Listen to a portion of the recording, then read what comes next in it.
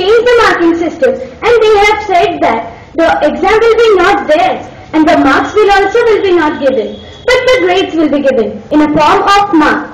For example, B grade is 60 to 70. A boy or girl which has got 60% will feel he has got 65 to 70% and he will be satisfied in that.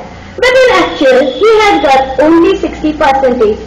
And the main thing, the parents will not understand where their child is lacking behind and where he has to progress.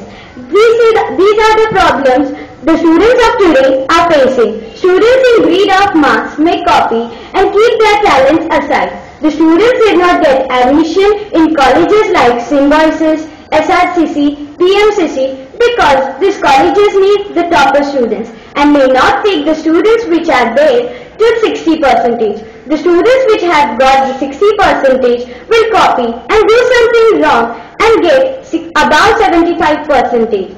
But this is not right, in which they are not showing their talents. Students think even after getting about 60%, they will not get admission in good colleges and they feel it is the end of their life and they might suicide. The colleges should also realize that every student is not perfect. They only look after the marks, but they should look after the talents which the students have.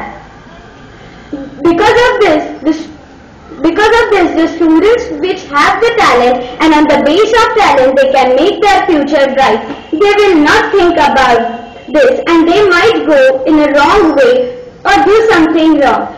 Because of this, I agree that marks are killing talent. Thank you.